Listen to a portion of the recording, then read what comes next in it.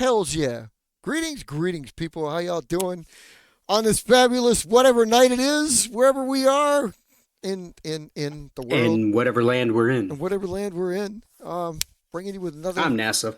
He's NASA's. I'm still. We're bringing you another wonderful tech talk on rifle today. Um, I know this is one NASA Riff, really likes to touch on. riffle, Rifle, yeah, rifles. riffle. Rifle's a pretty good one. Just one of the many ways we like to come up with a tech and then find some fascinating, really cool name for it. In some cases, like it would be better than RLE, you know. Or So, cowpel. or yeah, well, what can you do about that crap? You know, I mean, I came up with something and stuck with it. All right, Jesus. Oh, now I messed it up. Hold up. There we go. There we go. I got it. Yeah, there you go.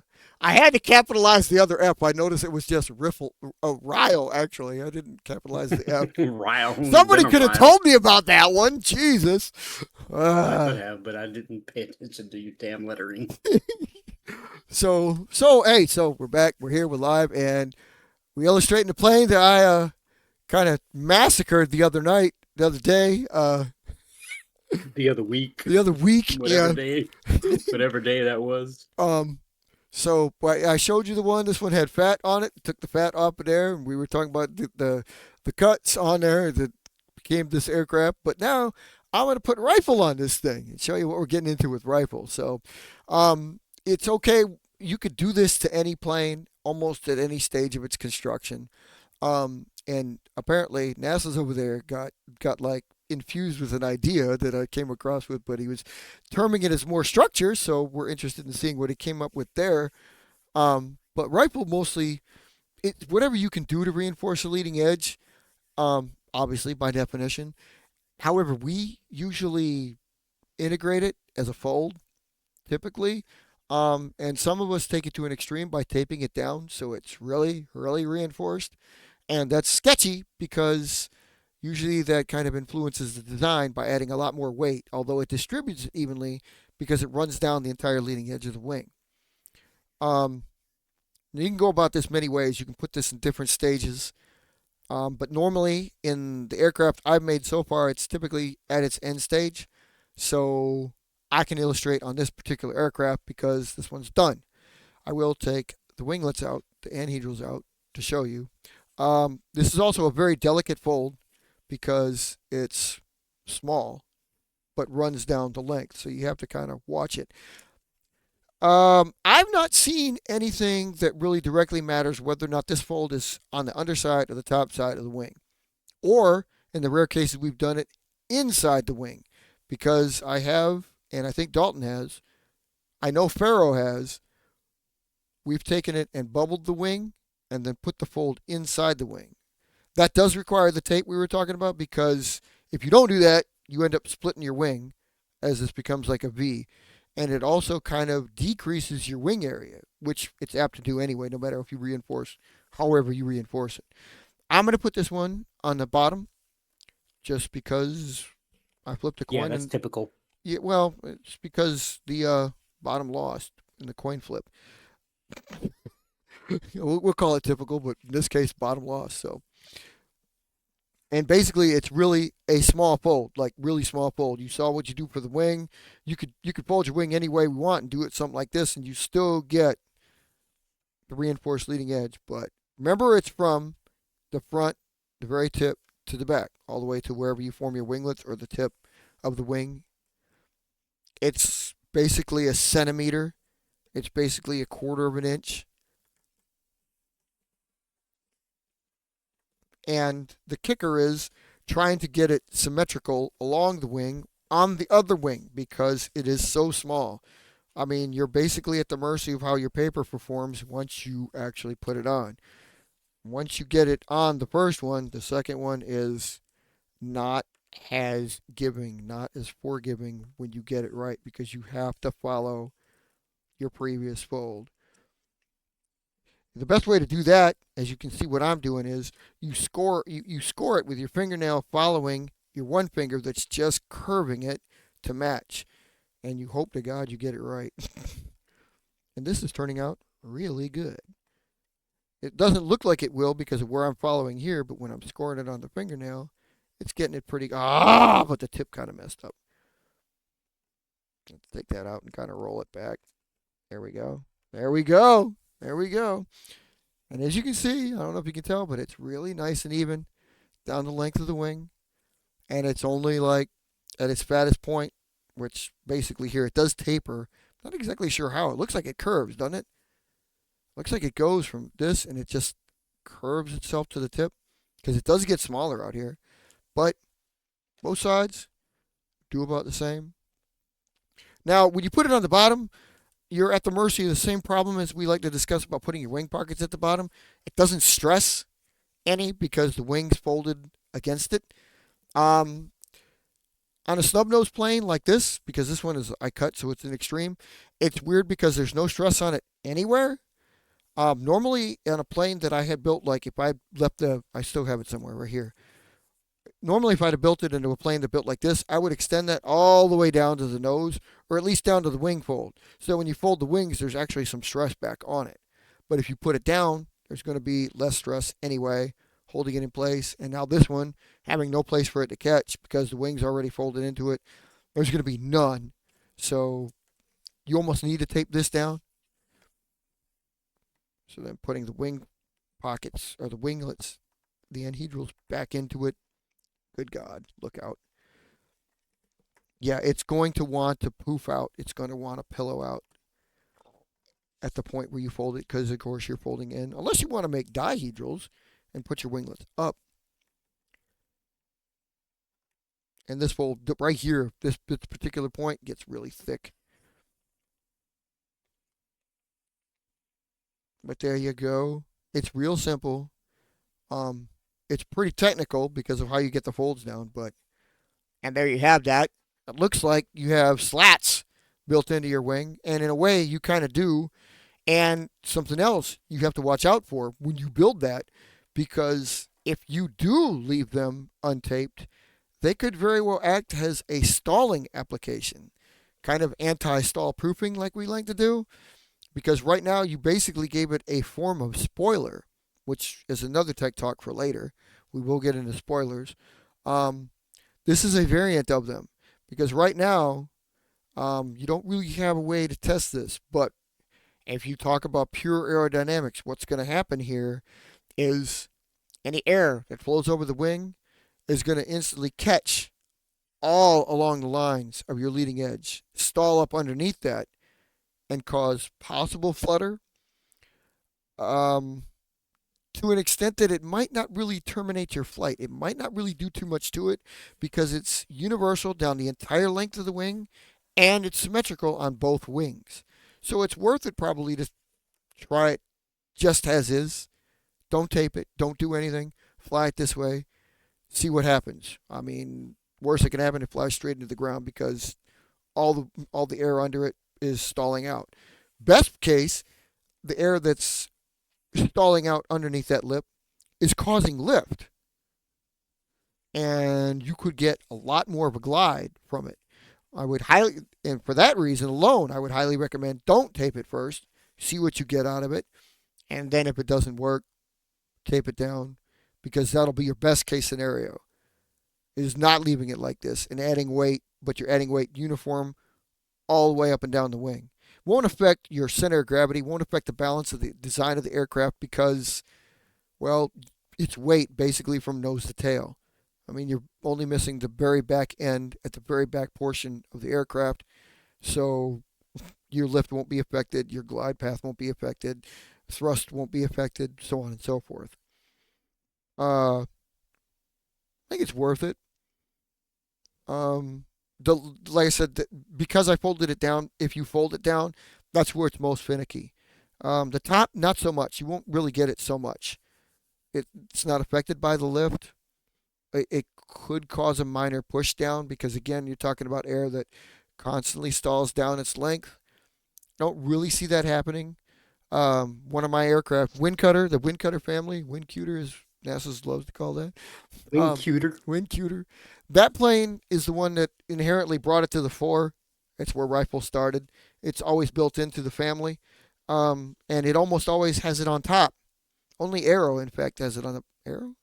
I think Arrow's the only one that's got it on the bottom. Um, but I say about the present tense, and Arrow's been retired for like 25 years, but all of them, all of the family usually has it on top. The bomber, the airlifter, and the defense plane, and it never really affected their flight.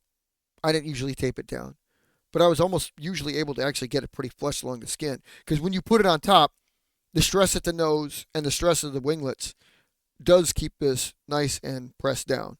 So something to think about when you work on it. Something to think about when you design it.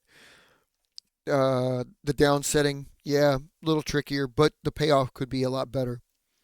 Um, what was that thinking, Mark? You had that you were mentioning like in the background there before we kicked off. You said you had something about like a structure rifle, like something built in. Yeah, I realized like what I was thinking was more along the lines of skeletal framing because I was thinking of like putting like pieces of lightweight wood in the wing pocket and like taping it in there. Oh yeah, like balsa. So you're giving it a skeletal structure, like a wing spar, kind Yeah. of, like all the way up the front. Yep. Not a Yep. longeron, but like something like that. Yeah. Okay. Yeah, Um. something like basically the length of the rifle to the anhedral, and then that's it Okay. Yeah. And that because you also can't fold it. So right. Well, and that also well that in truth that's true. That kind of goes back on our structure talk, and we might have mentioned it even. I think we did, but that also passes as rifle. That is exactly what it does. I mean, it's just not in. It's a different form. It's not a fold. Point of fact, you could do it and leave it on the outside, and then have both. If it's a small enough piece of the wood that he's prescribing, you could yeah, actually it'd put it on be the about outside that's and then yeah, make the same fold that's rifle over it and cover it. yeah, Uh, yeah. I could do that. I could do that. yeah. I mean, in the case of that, if you're dealing with something, I mean, we're talking about a small piece, like say coffee stirrer size, I would imagine, right? Diameter, where it's like a millimeter. It's very small. Um, you could possibly make the rifle even bigger than like the 1 centimeter that I made this fold, the quarter inch. This fold isn't even a quarter inch, by the way, but so it's even less than a centimeter, but not much less. Um, you could really like make the fold a half inch to completely fold over said piece of wood or said piece of metal, whatever it is you choose to make, to cover it. So it's semi-internal. Actually, I've kind of done something like that already, believe it or not. I believe I came up with the coffee stirrer because that's kind of what I did. I think I left it. I believe it was Windcutter, and I believe Windcutter got one on the outside, and then I didn't like that, so I built a bigger version of the rifle on it, and then covered it with the rifle. It worked, but then again, Windcutter's not too affected by the family in general. The cutlass, the arrow, they're not really affected by whatever happens to that leading edge. The plane's big enough; it doesn't make that much of a difference. Basically, what I'm telling you is the better, like you could fight it off based on the size of the aircraft you build alone. If you were to put rifle on a plane the size of one of our airlifters, like calendar paper, yeah, I don't think do with it what you will. I don't think it's going to affect it at all. I mean, negatively. I think it'll make it positive. So, obviously, play around with it that way. But yeah, that definitely is a having the structure as rifle is that's advanced crap right there, people. You should get on board with that real quick. Yep. Yeah, Yeah, I mean, yeah, that's some technology that honestly completely changes. It can completely change the flight if that's what you're looking to do. yeah, and make a highly complex aircraft too. Talk about something you might not want to lose in battle. That's an expensive plane right there. I mean, seriously, not just in whatever material you lose.